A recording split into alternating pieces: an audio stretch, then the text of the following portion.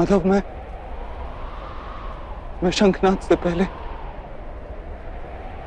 दोनों पक्षों की सेनाओं का निरीक्षण करना चाहता हूं।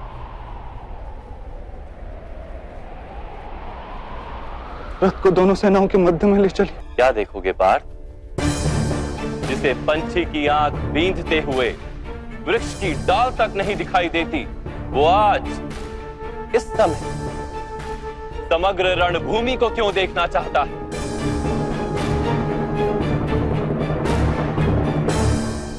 विपक्ष की सेना का परीक्षण करना चाहता हूं माधव, और अपनी सेना का भी निरीक्षण करना चाहता हूं।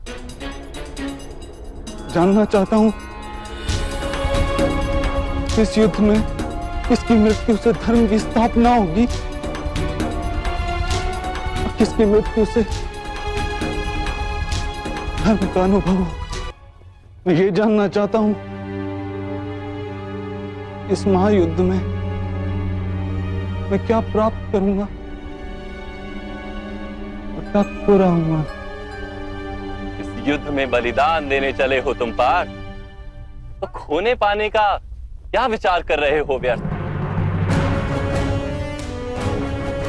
दान उसे कहते हैं जिसमें दानी खोता है और याचक प्राप्त करता है, किंतु बलिदान वो होता है जिसे दानी देता है और सारा संसार प्राप्त करता है। परंतु माधव, मैं यहां अकेले दान देने के लिए नहीं खड़ा हूं। लाखों सैनिक अपने प्राणों की आहुति देने के लिए खड़े। मैं निश्चित करना चाहता हूं इस महायुद्ध में मैं केवल अधर्म का नाश कर रहा हूं या साथ ही साथ धर्म का भी नाश कर रहा हूं। और ये सब तुम करोगे पार्थ?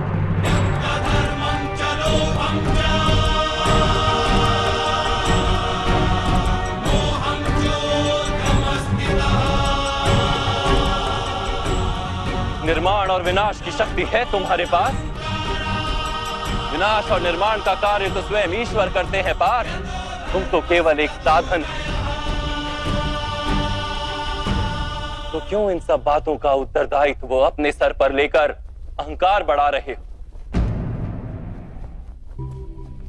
मैंने तुमसे कहा था पार्थ, जो व्यक्ति ये जान लेता है कि वो स्वयं कुछ नहीं करता, उसी के हाथों कोई महत्व का कार्य हो पाता है। कदापि तुम भूल गए। इसलिए देख लो पार्थ, देख लो जो देखना चाहते हो, क्योंकि दान देने से पूर्व यदि दानी के हाथ कांपे तो उसे दान का पुण्य प्राप्त नहीं हो पाता। यहां युवराज दुर्योधन खड़े हैं। स्मरण करो पार्थ, पांचाली को दासी बनाकर द्यूत सभा में लाने का आदेश इन्होंने ही दिया था। यहां देखो पार्थ, ये है तुम्हारे मामा श्री शकुनी। आज तो इनके हाथों में तलवार है, किंतु छल से संहार करने का प्रयास करते हैं सदा।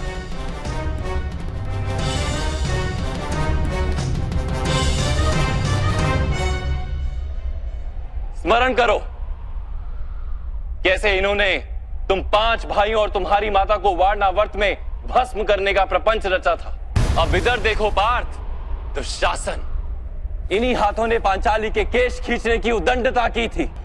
महामहिम और गुरु द्रोण को देखो, मौन रहकर पांचाली का अपमान देखते रहे। उधर अश्वत्थामा को देखो और स्मरण करो किस प्रकार के अपशब्दों का प्रयोग किया था उसने। क्या अब तुम्हारा हृदय प्रतिशोध से नहीं चलता पार्थ? क्या न्याय मांगने के लिए अब तुम्हारा मन नहीं तड़पता? क्या आप शस्त्र उठाने का संकल्प नहीं जन्म लेता हृदय में? क्या अब युद्ध अनिवार्य नहीं लगता? हाँ माधव, ये युद्ध अनिवार्य है।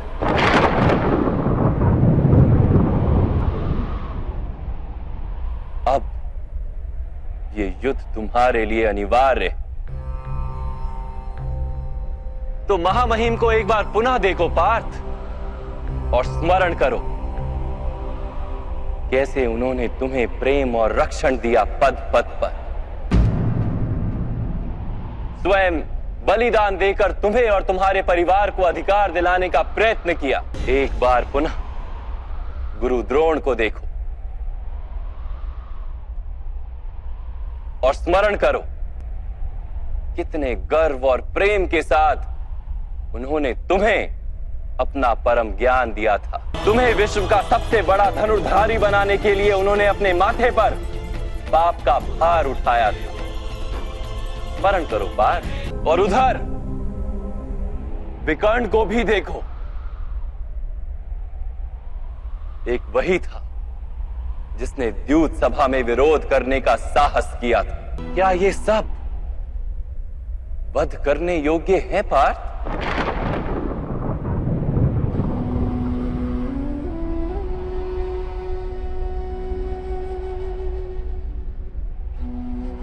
नहीं माधव, मैं इनका वध कैसे कर सकता हूं? अवश्य, किंतु अपने पक्ष को भी देख लो पार्थ। तुम्हारे ज्येष्ठ भ्राता युधिष्ठिर, भ्राता भीम, तुम्हारे अनुजों को देखो, तुम्हारी संतानें, तुम्हारे भतीजों को देखो। इनमें से अनेक की मृत्यु हो जाएगी इस युद्ध में। इन सब की मृत्यु की संभावना से तुम्हारा हृदय दुर्बल नहीं होता पार्थ? अब ये भी विचार करो कि भ्राता दुर्योधन का क्या दोष यदि उन्हें राज्य की लालसा। उनकी माता पहले गर्भवती बनी थी, ये सत्य है। दुशासन ने यदि पांचाली के वस्त्र खींचकर अपराध किया था, यदि वो अपराध है तो तुमने भी तो अपने ज्येष्ठ भ्राता का आदेश मानकर अपनी पत्नी का अपमान होने दिया। क्या वो अपराध नहीं था? महामहिम ने अपने प्रण को अधिक महत्वपूर्ण माना और अपनी कुलवधू की लाज को कम महत्व का जाना। क्या वो अधर्म नहीं? और तुम्हारे ज्येष्ठ भ्राता युधिष्ठिर ने अपने माने हुए धर्म का वहन करने के लिए द्यूत सभा में भाग लिया। क्या वो अधर्म नहीं था?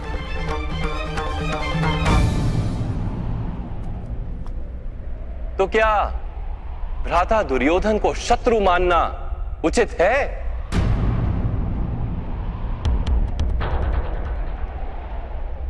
क्या तुम्हें अपने पक्ष में धर्म दिखाई देता है पार्थ? यथार्थ कह रहे हैं माधव, मुझे दोनों ही पक्ष में धर्म भी दिखाई दे रहा और अधर्म भी।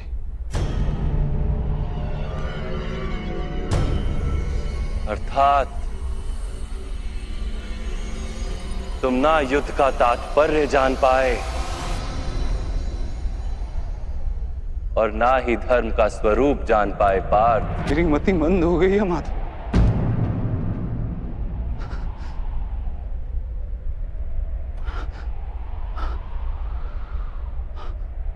मेरे अंग अंग कांप रहे हैं।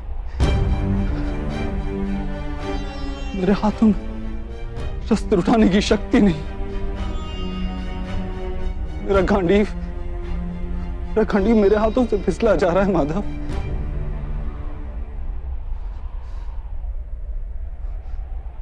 मुझे केवल भयानक विनाश दिखाई दे रहा है, केवल भयानक विनाश।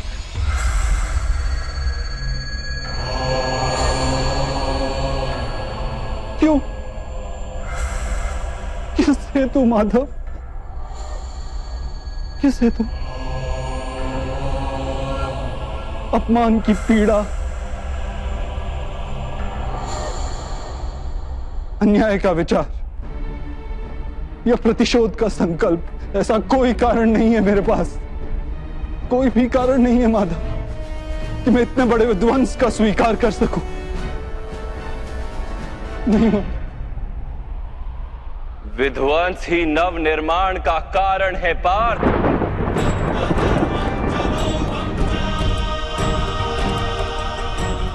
पौधे की एक डाली काटी जाए तो दो डालियां जन्म लेती। तुम आज के विध्वंस से क्यों भयभीत होते? कल पुनः नवनिर्माण होगा, क्या ये सत्य नहीं जानते?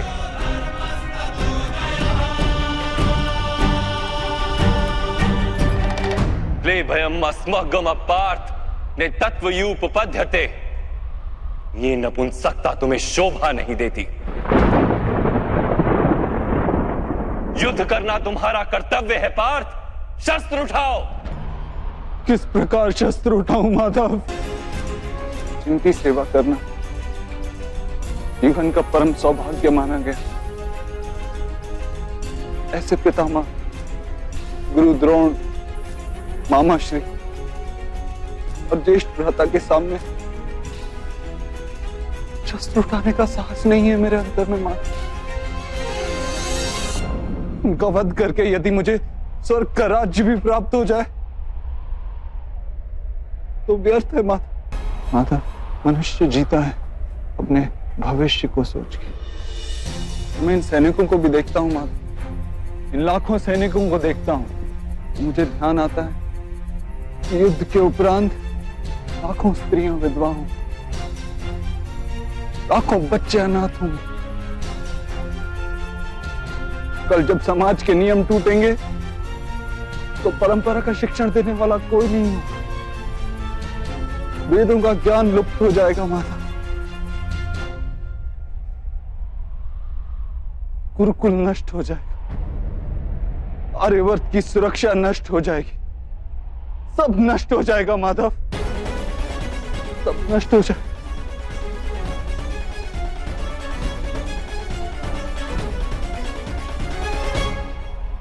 बुद्धिमान व्यक्तियों जैसे तर्क देते हो, किंतु वास्तव में मूर्खतापूर्ण बातें करते हो पार्थ। क्या नष्ट हो जाएगा? वृक्ष के कुछ पत्ते झड़ जाएं या नए उगाएं, उसे आनंद या दुख का कारण नहीं कहा जाता। पत्तों के जन्म का उद्देश्य और उनके जीवन का अर्थ केवल वृक्ष को जीवित रखना होता है। वैसे मनुष्यों के जन्म और जीवन का कारण वास्तव में समाज का सुख है। समाज संसार के लिए और ये सारा संसार सृष्टि के लिए और ये सारी सृष्टि स्वयं परमात्मा के लिए है पार्थ। जो इस तथ्य को जान लेता है उसे धर्म का मार्ग सदा ही स्पष्ट दिखाई देता है। हाँ पार्थ, इस युद्ध में विध्वंस होगा, अवश्य होगा।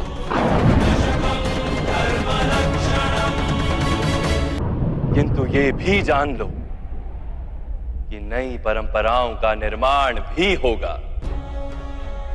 पुरानी परंपराएं विष बन गई हैं। हजारों वर्ष पूर्व वेदों ने जिस धर्म की स्थापना की थी वो अब केवल शब्द बनकर रह गई। जो वर्ण व्यवस्था मनुष्य की बुद्धि पर आधारित थी वो आज मनुष्य के जन्म पर आधारित हो गई, शोषण का माध्यम बन गई है पार्थ।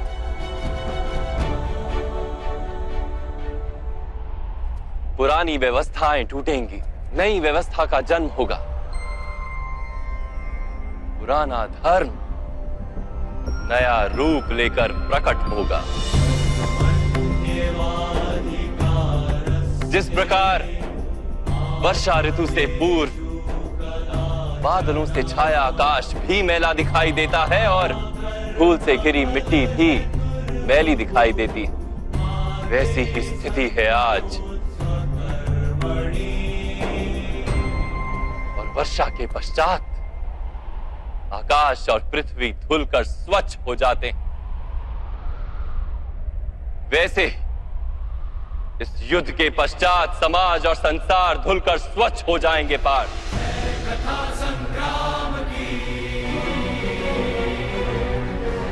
इस युद्ध के पश्चात ये संसार और समाज भी स्वच्छ हो जाएगा। इसलिए मोह का त्याग करो पार्थ, समग्र संसार के लाभ का विचार करो। शस्त्र उठाओ और युद्ध करो। शस्त्र उठाओ और युद्ध करो। शस्त्र उठाओ और युद्ध करो। शस्त्र उठाओ और युद्ध करो। मैं आपकी बातें सुन पा रहा हूं माधव, परंतु उनका अर्थ मेरे हृदय तक पहुंच ही नहीं रहा। मेरा मन मोह से घिरा हुआ है। इस प्रकार अपने धर्म का दर्शन कर, मेरा मन अपनों के विचार से भरा हुआ है। किस प्रकार सारे संसार का विचार कर।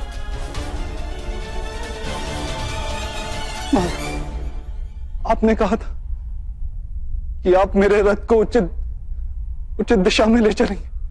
ऐसा क्या जानने से मैं अपनी निर्बलता का त्याग कर पाऊंगा?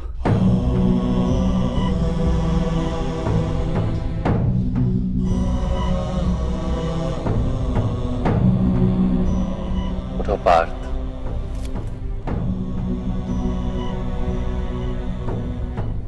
सुनो पार्थ, जीवन का रहस्य जान, संसार के वास्तविक रूप को समझो। गंगा के प्रवाह में मुट्ठी डालकर निकाली जाए तो कुछ प्राप्त नहीं होता, किंतु उस हथेली की अंजलि बनाकर गंगा के प्रवाह में डाली जाए तो गंगा जल मुख तक पहुंच पाता है।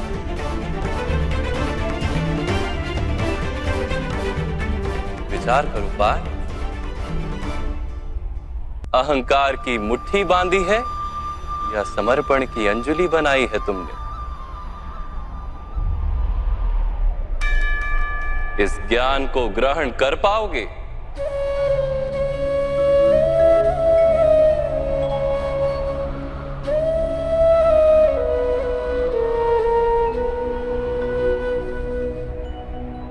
ये संसार क्या है पार्थ? मानव, दानव, पशु, पक्षी, जंतु, कीटक, मत्स्य, वृक्ष, ये सब कैसे बनते हैं? किन पदार्थों से इनका जन्म होता है? कैसे चलते हैं, कैसे जीते हैं? मृत्यु कैसे होती है इनकी? और मृत्यु के पश्चात क्या होता है?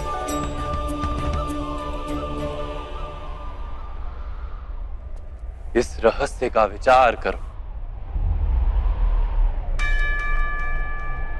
मनुष्य की देह मिट्टी से बनी है माधव। जल उसमें रक्त आदि बनकर प्रवाह करता है। अग्नि देह को तापमान देती है और देह में रिक्त स्थानों में आकाश प्रकट होता है। अर्थात धरती, वायु, जल, अग्नि और आकाश, इन पंच महाभूतों से ही शरीर का निर्माण हो। अर्थात महामहिम गुरु द्रोण पृथ्वी, जल, वायु, अग्नि और आकाश से अधिक कुछ भी नहीं। धर्म ज्ञानी भी पंच महाभूत का जोड़ है और अधर्मी भी। तो मोह किसका कर रहे हो पार्थ? मिट्टी का? परंतु माधव, इस मिट्टी के देह से ही तो मनुष्य एक दूसरे का परिचय पाते हैं। सारे संबंध इस मिट्टी के देह से ही तो होते हैं। नहीं पार्थ, यदि ये सत्य होता तो मृत्यु के पश्चात देह को नष्ट क्यों किया जाता है? वास्तव में ना मनुष्य का परिचय उसकी देह से है और ना ही संबंधों का आधार उसकी देह से। मनुष्य का स्वभाव, उसके बर्ताव और उसके कार्य उसका परिचय। ये स्वभाव, बर्ताव और कार्य कैसे बनते हैं, इसे समझो पार्थ। मनुष्य जीवन केवल 20 दृश्य और अदृश्य पदार्थों का मेल है पार्थ, किंतु फिर प्रत्येक मनुष्य के स्वभाव तथा कार्य भिन्न भिन्न प्रतीत होते हैं। इसका कारण है सृष्टि के 3 गुण, तमस, रजस और सत्व। ये 3 गुण क्या है माधव? तमस का अर्थ होता है अंधकार। बिना अच्छे बुरे का विचार किए जीवन व्यतीत करने को तामसिक व्यवहार कहा जाता है। जैसे पशु पक्षी जीते हैं केवल अपनी शारीरिक इच्छाओं को पूर्ण करने के लिए। सत्व का अर्थ होता है ज्ञान का प्रकाश। जब व्यक्ति प्रत्येक परिस्थिति में धर्म का, सत्य का और परंपराओं का विचार करके व्यवहार करता है, तब उसे सात्विक जीवन कहा जाता है। इन दोनों के मध्य में ऐसा व्यक्ति होता है जिसके पास ज्ञान तो है, पर शरीर और मन की इच्छाओं के साथ बंधा हुआ भी है। ऐसा मनुष्य रजस अर्थात अहंकार पूर्ण मनस्थिति के साथ जीता है। तमस, रजस तथा सत्व गुणों के अधिक या कम मात्रा के मेल से ही मनुष्य का स्वभाव बनता है।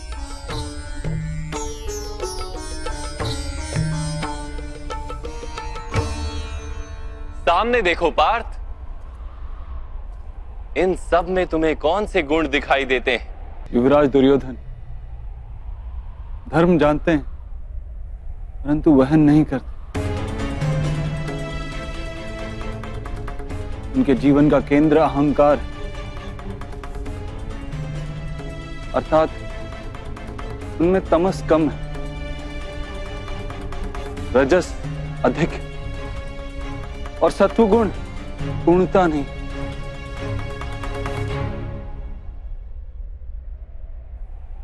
और इस ओर राजकुमार दुशासन, उन्होंने सदैव अपने ज्येष्ठ भ्राता का आदेश माना बिना विचार के, अर्थात इनमें केवल तमस। महामहिम को भी देखो पार्थ, सत्व के साथ तमस का मेल है, अहंकार नहीं है, किंतु पुरातन धर्म, पुरानी परंपराओं और प्रण के साथ बंधे, आवश्यकता होने पर भी अपना प्रण नहीं तोड़ सकते।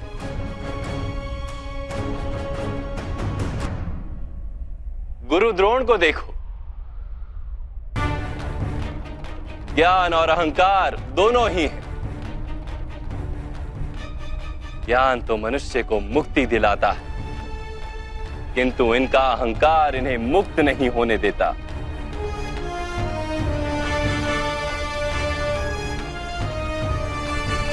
परंतु माधव,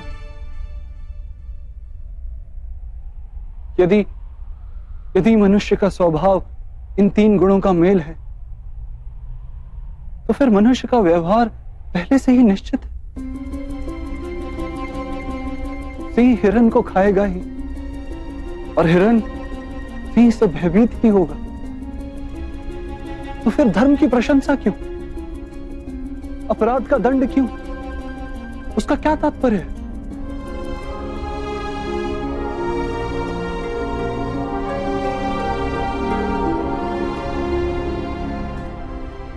उत्तम प्रश्न है पार्थ, किंतु पहले मनुष्य क्या है ये तो जान लो।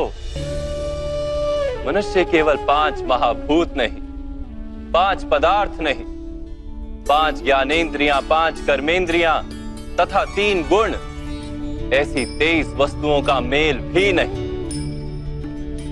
मनुष्य को चलने फिरने तथा कार्य करने हेतु शक्ति की आवश्यकता होती है और उस शक्ति को चेतना कहते हैं। तो क्या माधव, मनुष्य इसकी चेतना है? नहीं पार्थ, मनुष्य की चेतना के साथ उन 23 वस्तुओं के मेल का नाम प्रकृति है। 24 वस्तुओं से बने मनुष्य नामक यंत्र में वास करता है पुरुष, अर्थात परमात्मा का अंश। उसे आत्मा कहा गया। जब प्रकृति और पुरुष का मेल होता है, अर्थात जब परमात्मा का अंश आत्मा बनकर देह में वास करता है, तब मनुष्य जीवित होता है। यह आत्मा क्या है माधव, और इसे जानने का क्या उपाय?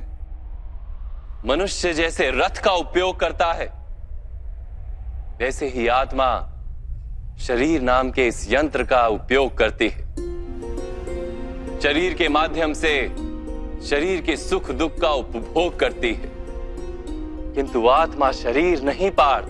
शरीर का नाश किया जा सकता है, किंतु आत्मा का नाश नहीं किया जा सकता। नैनं छिन्दन्ति शस्त्राणि नैनं दहति पावका न चैनं क्लेदयन्त्यापो न शोष्यति मारुता। आत्मा ना शस्त्रों से छेदी जा सकती है और ना ही अग्नि से जलाई जा सकती है। ना जल उसे निर्बल कर सकता है और ना ही पवन उसे सुखा सकती है। आत्मा शरीर में रहते हुए भी अमर है। न हन्यते हन्यमाने शरीरे। पार्थ, शरीर की हत्या की जा सकती है, किंतु आत्मा की हत्या नहीं की जा सकती। आत्मा तो सर्वव्यापी है, अचल है, स्थिर है, सनातन है। पुराना वस्त्र त्याग कर जैसे मनुष्य नया वस्त्र धारण करता है, वैसे ही आत्मा पुराना शरीर छोड़कर बार बार नया शरीर धारण करती है। परंतु माधव, मैं तो जगत का अनुभव अपने शरीर के माध्यम से ही करता हूं। स्वयं को देह न जानकर मैं आत्मा कैसे जान सकता हूं? स्वयं को आत्मा के रूप में जानना असंभव भी नहीं पार्थ। अंध भी जीते हैं, गूंगे भी जीते हैं, जिनके पास हाथ पैर नहीं होते वो भी जीते हैं। स्पष्ट कि शरीर मनुष्य नहीं, जिसकी चेतना चली जाती है, जिसे मूर्छा आ जाती है, वो भी जीवित रहता है। इसलिए स्पष्ट है कि मनुष्य का चेतन तत्व वो भी शरीर नहीं।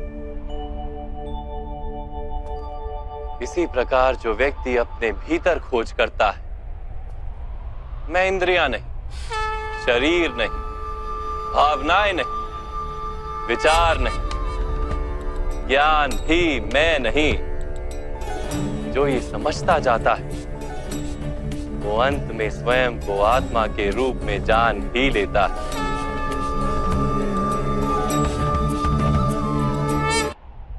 यह आत्मा का क्या कार्य है माधव? जब पर ब्रह्म के भाग हुए, पुरुष तथा प्रकृति बने, तब पुरुष अर्थात परमात्मा के अंश ने आत्मा बनकर प्रकृति की प्रत्येक वस्तु में वास किया। उस आत्मा को मोह तथा अंधकार ने घेर लिया पार। उस मोह निद्रा से जागृत होकर स्वयं को परमात्मा का अंश जानना ही आत्मा का कर्तव्य, उद्देश्य और जीवन कार्य।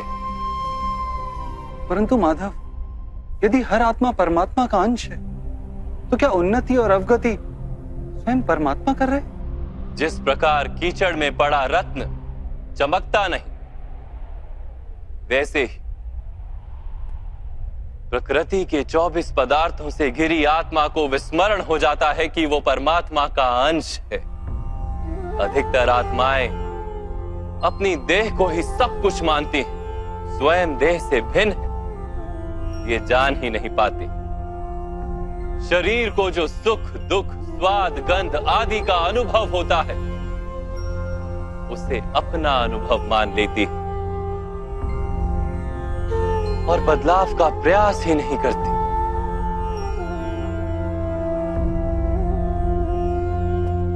जो आत्माएं बदलाव का प्रयत्न नहीं करती, निरंतर अधर्म करती रहती हैं,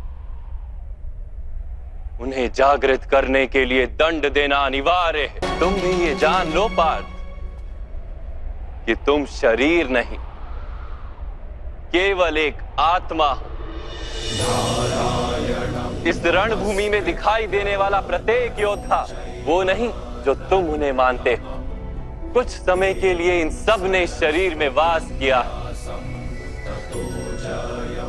इनके शरीर मरेंगे किंतु ये सब अमर,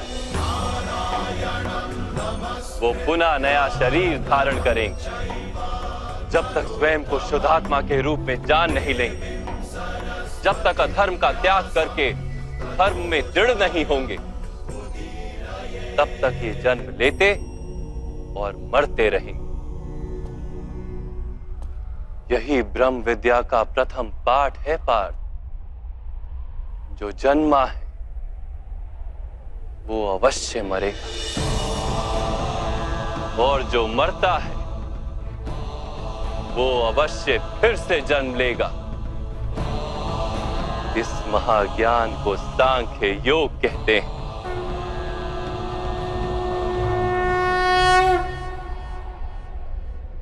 धर्म और अधर्म क्या है माधव? जिस मार्ग पर चलकर मनुष्य स्वयं को आत्मा के रूप में देखता है, परमात्मा के अंश के रूप में स्वयं को जानता है, उस मार्ग को धर्म कहते हैं।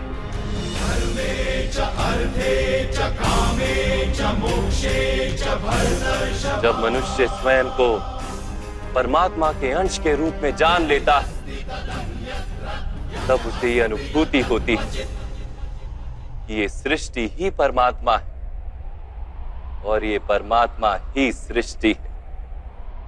सृष्टि और परमात्मा में कोई भेद नहीं।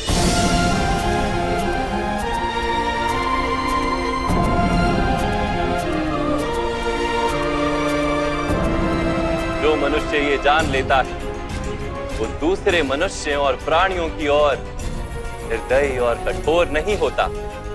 वो ये जानता है कि जीव कटने से पीड़ा केवल जीव को नहीं होती, उसकी अनुभूति समग्र शरीर को होती है। वैसे एक मनुष्य को पीड़ा होती है तो समग्र संसार उस पीड़ा का अनुभव करता है। जब तक संसार में एक मनुष्य भी पीड़ित है, तब तक वास्तव में किसी का भी सुख संपूर्ण नहीं। ये जानने पर मनुष्य का मन करुणा से भर जाए, उसे धर्म कहते हैं।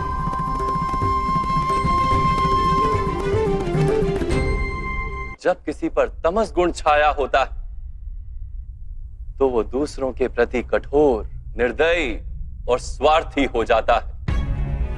अपने माने हुए सुख के लिए दूसरों को दुख देता है। परमात्मा की ओर गति नहीं हो पाती उसकी, अर्थात अधर्म परमात्मा से दूर ले जाने वाले मार्ग का नाम है। अर्थात अधर्म तो अज्ञान का दूसरा नाम। तो फिर अज्ञानी के प्रति तो दया होनी आवश्यक है ना? दंड का क्या तात्पर्य है?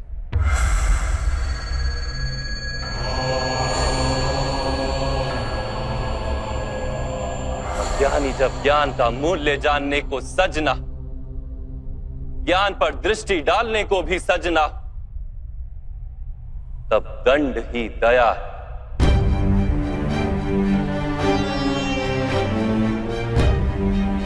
उसके प्रति भी और दूसरों के प्रति भी।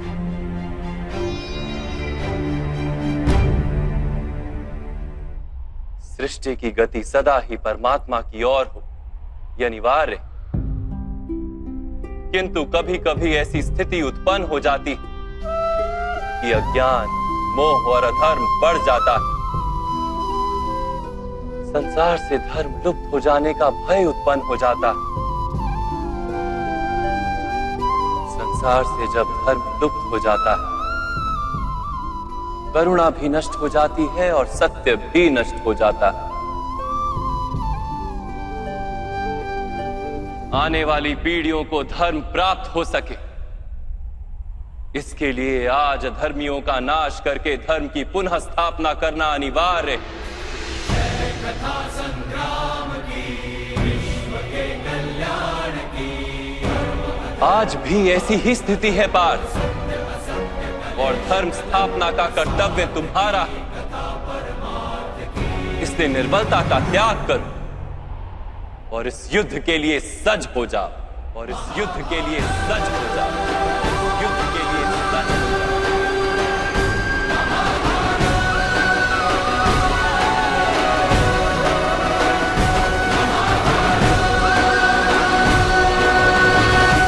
परंतु मेरे हाथों हत्याएं होंगी माधव, मेरे कारण किसी के प्राण जाएंगे तो मेरे अंतर की करुणा का नाश नहीं हो जाएगा? और यदि धर्म का आधार करुणा है तो क्या मेरी आत्मा धर्मी नहीं हो जाएगी?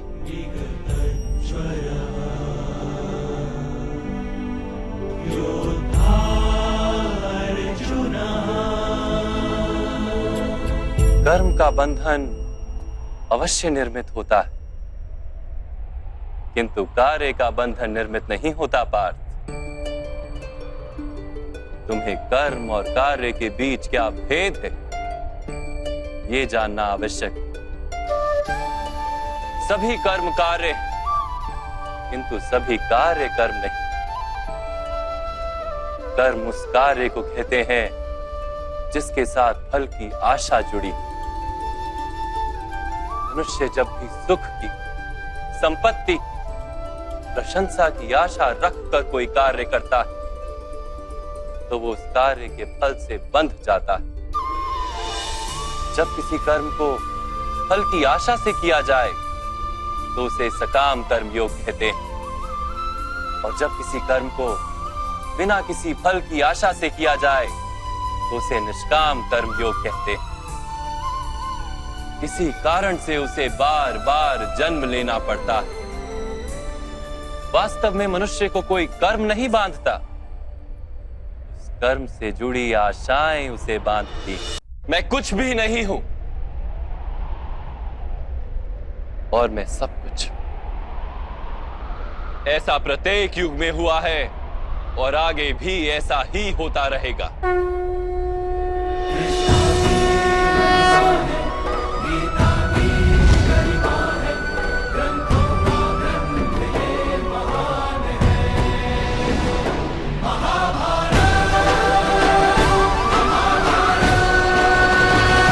जब तुम आत्मज्ञान प्राप्त करोगे पार्थ, स्वयं को मुझसे जुड़ा ही पाओगे। तब तुम भी मेरी ही भांति स्वयं को परमात्मा के रूप में देखोगे। किंतु उस पद को प्राप्त करने हेतु मेरे प्रति संपूर्ण समर्पण अनिवार्य है। समर्पण क्या है माधव? समर्पण मन की ऐसी स्थिति का नाम है जब मनुष्य अपने सारे संकल्पों का त्याग कर देता है, स्वयं से किसी प्रकार के निर्णय अथवा प्रण भी नहीं लेता। जिस प्रकार के कार्य उसे दिए जाते हैं उसी प्रकार के कार्य करता है। वास्तव में समर्पण का अर्थ होता है अपने आप, अपने मन को, बुद्धि को, ज्ञान को, इच्छा को, आशा को, अपनी भावनाओं को, अपना सब कुछ किसी को अर्पण कर देना। और ऐसे समर्पण को भक्ति कहते हैं।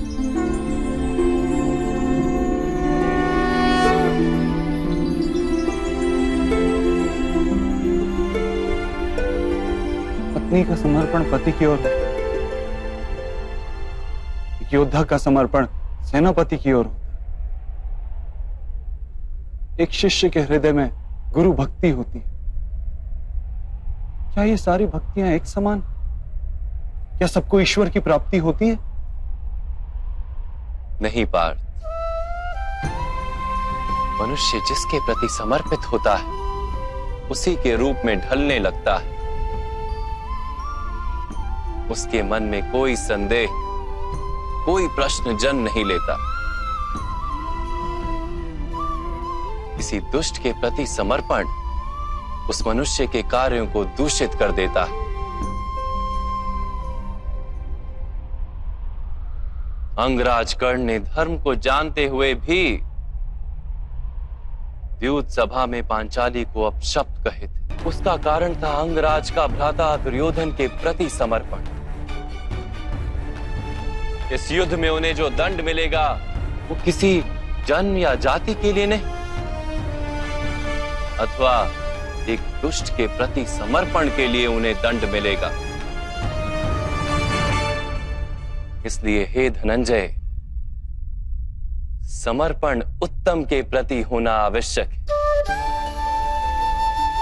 उसी से मनुष्य उत्तम बनता है। लोहे की माला से अपराधी बांधा जाता है, पीतल की माला से मंदिर के दीपक को बांधा जाता है,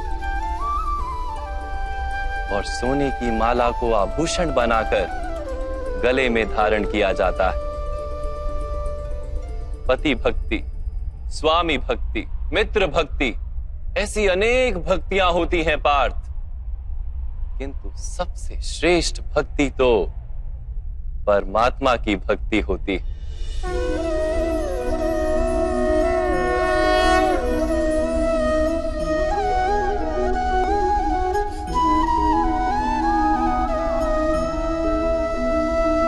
किंतु परमात्मा की भक्ति का सांख्य अथवा कर्म योग से क्या संबंध है? सांख्य योग के कारण मनुष्य स्वयं को आत्मा के रूप में जानता है। कर्म योग से वो जीवन के बंधनों से छूट जाता है, और भक्ति के कारण मनुष्य को परमात्मा के वास्तविक रूप का ज्ञान होता है। परमात्मा के ज्ञान से मनुष्य जन्म मरण के फेरों से छूटकर सच्चिदानंद स्वरूप को प्राप्त कर लेता है। परमात्मा में समाकर स्वयं परमात्मा हो जाता है। जैसे जल की छोटी सी बूंद जब सागर में मिलती है तो स्वयं सागर बन जाती है। अर्थात इस शरीर का कोई महत्व ही नहीं है माधव। अवश्य महत्व है पार्थ। शरीर के माध्यम से ही मनुष्य को परमात्मा का साक्षात्कार होता है। मृत्यु और नए जन्म के बीच के समय में आत्मा के ज्ञान में वृद्धि नहीं हो पाती। इस जन्म में प्राप्त अनुभव, ज्ञान, विचार और अभ्यास को लेकर आत्मा नया शरीर धारण करती है। आत्मा की प्रगति और अधोगति शरीर में रहकर ही संभव है। परंतु माधव, यहां उपस्थित व्यक्तियों का वध करके क्या हम उनके उद्धार की संभावना को नष्ट नहीं कर देंगे?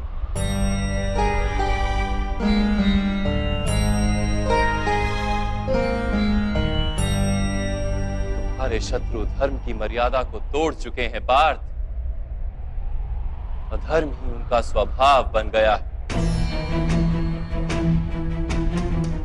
उनका उद्धार अब असंभव है।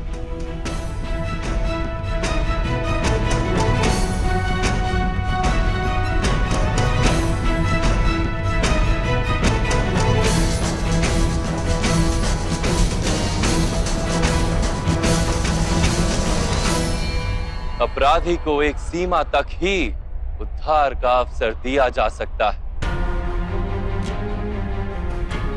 मैंने शिशुपाल के 99 अपराधों को क्षमा किया था, किंतु 100 अपराधों के पश्चात उसे दंड देना आवश्यक था। अपराधी को यदि अपराध करने दिया जाए तो उसका अधिक से अधिक पतन होता है।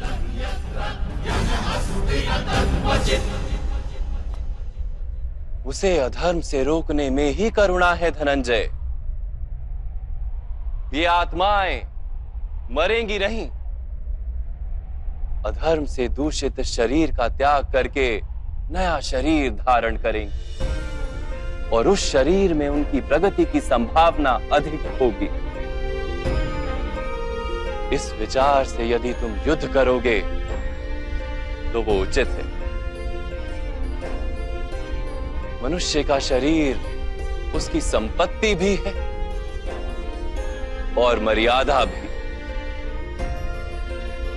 धर्म के मार्ग पर प्रवास करने वाला मनुष्य अपने शरीर को शुद्ध करता है और उसके माध्यम से आत्मा का साक्षात्कार करता है। इसी को क्षेत्र क्षेत्रज्ञ संबंध कहा गया है। मैं इसका तात्पर्य नहीं जान पाया माधव। जब मनुष्य ये जान लेता है कि उसका शरीर एक भूमि का टुकड़ा है अर्थात क्षेत्र है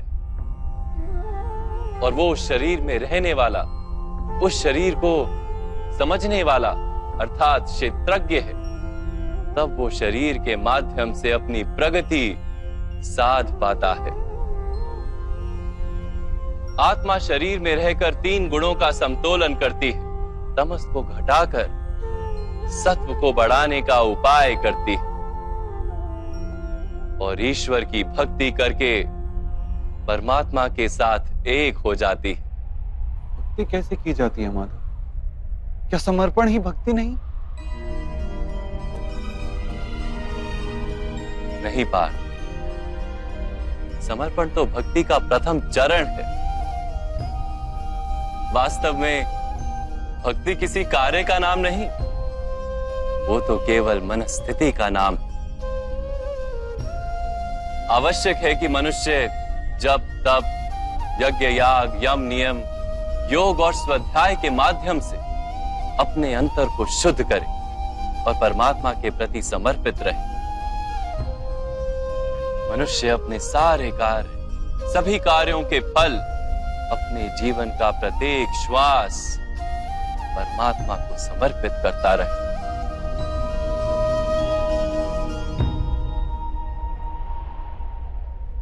यदि भक्ति केवल मन की स्थिति तो जब तब आदि का क्या महत्व है माधव?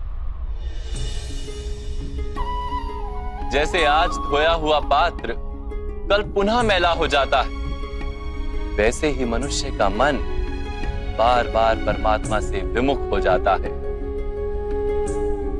इसीलिए आवश्यक है कि जब तप और स्वाध्याय आदि के माध्यम से स्वयं को निरंतर ये स्मरण दिलाता रहे कि उसका जीवन परमात्मा के प्रति समर्पित है। किस तट पर डुबकी लगाई जाए इसका महत्व नहीं, महत्व है डुबकी लगाने का। भक्ति योग का एक ही सार है पार कि मनुष्य परमात्मा को अपना जीवन अर्पण करके परमात्मा की भक्ति करता रहे और सत्व गुण से युक्त संपत्ति को संभाल कर रखे। सत्व गुणी संपत्ति किसे कहा जाता है मां? अहिंसा सत्यम क्रोध त्याग शांति ही पेशुनम दया भूतेष्व लोलुप्त्वम मार्दवम वीर चापलम तेज क्षमा धृति शोचम द्रोहो नातिमानिता भवन्ति संपदम देवी अभिजातस्य भारत। बिना कारण तथा स्वार्थ के हेतु हिंसा करना अधर्म है पार्थ। वास्तव में अहिंसा ही परम धर्म है और उसके साथ सत्य, क्रोध ना करना, त्याग, मन की शांति, निंदा ना करना, दया भाव, सुख के प्रति आकर्षित ना होना, बिना कारण कोई कार्य ना करना, तेज, क्षमा, धैर्य, शरीर की शुद्धता, धर्म का द्रोह ना करना तथा अहंकार ना करना, इतने गुणों को सत्वगुणी संपत्ति या दैवी संपत्ति कहा जाता है। इसी से मनुष्य परमात्मा की अर्थात मेरी भक्ति कर पाता है, जीवन के कर्तव्यों का वहन करता है, धर्म की स्थापना करता है और कर्म के फल की आशा का त्याग करके जीता है। उसे मैं निस्संदेह इस जन्म में संतोष देता और मृत्यु के पश्चात अपने ही अंतर में स्थान देता हूं।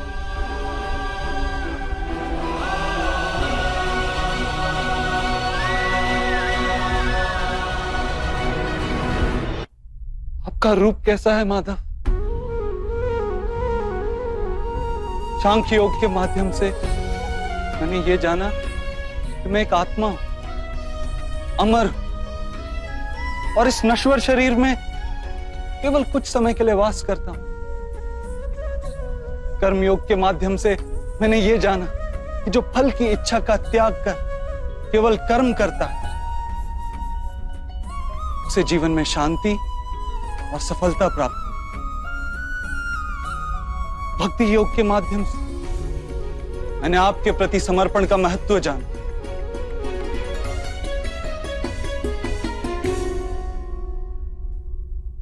परंतु माधव, आपने कहा था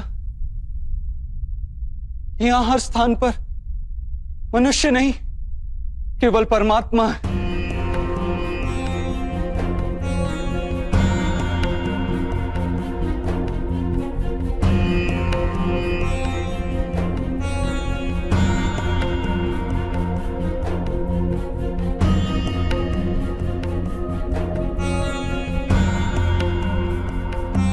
किंतु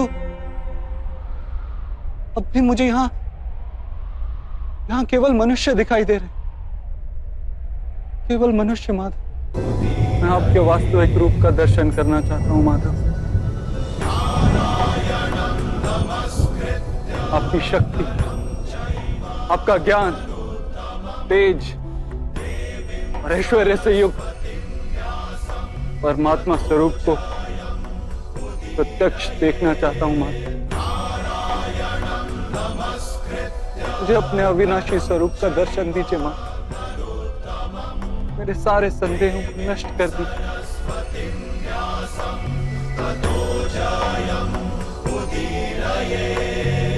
मुझे दर्शन दीजिए मां।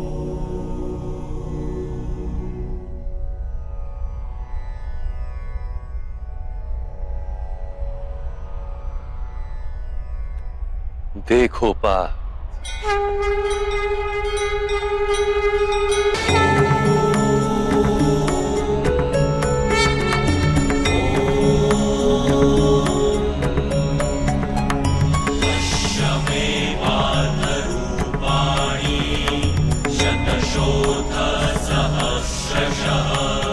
सांख्य योग से कर्म योग, कर्म योग से भक्ति योग और भक्ति योग से ज्ञान योग की प्राप्ति होती है।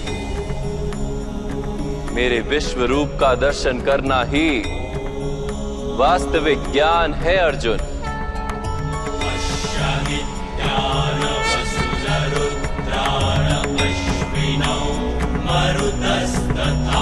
यही एक ज्ञान जो विश्व में सारे ज्ञानों तथा विज्ञानों का आधार है।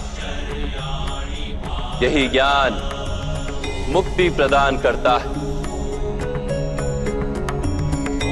देवताओं को भी जो दर्शन सरलता से प्राप्त नहीं होते, ऐसा वास्तविक रूप मैं तुम्हें दिखा रहा हूं अर्जुन।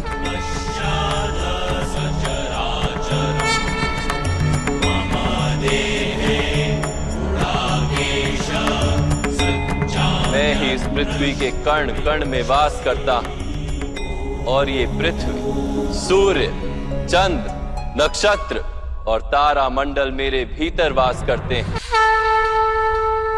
मैं ही सत्य हूं, मैं ही संपूर्ण हूं, मैं ही जीव और मैं ही शिव।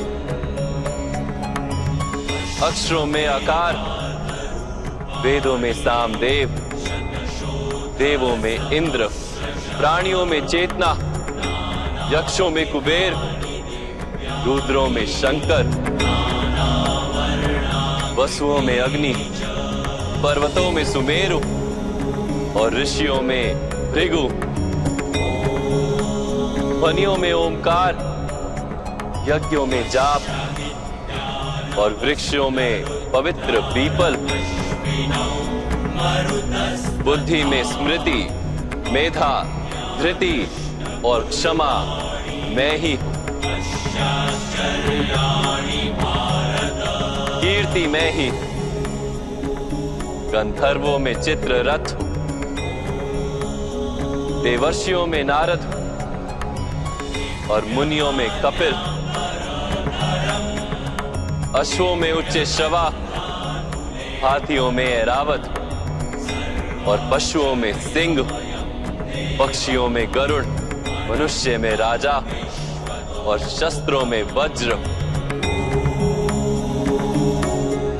गायों में कामधेनु, सर्पों में वासुकी, शेषनाग, यमराज, वरुण देव और वायु भी मैं ही। भगवान राम, पवित्र गंगा, सृष्टि में आदि मध्य तथा अंत भी मैं ही। ब्रह्म विद्या, महाकाल और ब्रह्मा, प्रभाव, विजय, सत्व, निश्चय, दंड, शक्ति, नीति, मौन तथा तत्व ज्ञान भी मैं हूं।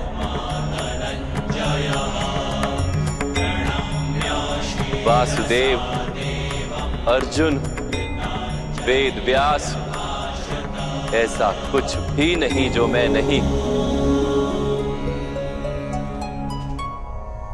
ऐसा कोई स्थल नहीं जहां मैं नहीं। मैं ही समय हूं और मैं ही जीवन और मृत्यु हूं अर्जुन। यहां उपस्थित सभी मनुष्यों की मृत्यु बनकर खड़ा हूं।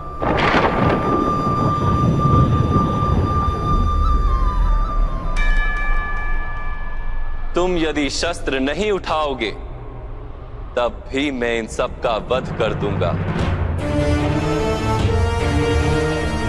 इसलिए मोह का त्याग करो और अपने कर्तव्य को देखो। धर्म का भार उठाओ, गांडीव उठाकर शरसंधान करो।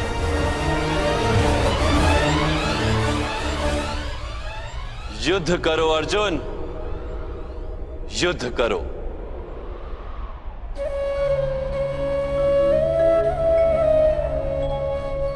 हे माधव, हे मधुसूदन,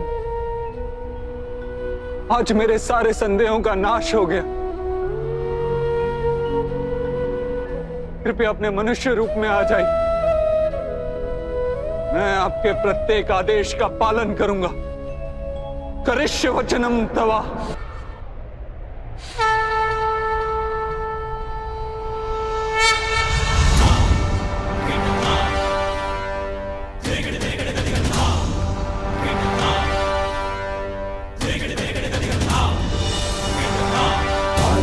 धनंजय ओजस्य बलवीर्यं श्वेतवहननागेश महाबाहो अर्जुनः पुरुषोत्तम सव्यसाची धनुषकाण्डिवधारी शक्तिमान कीर्तिमान महानायक अर्जुनः। पार्थस्य धनंजय ओजस्य बलवीर्यं श्वेतवहननागेश महाबाहो अर्जुनः। पार्थस्य धनंजय श्वेतवहनगुणाकेशम् पार्थस्य धनंजय ओजस्य बलवीर्यं श्वेतवहनगुणाकेशम्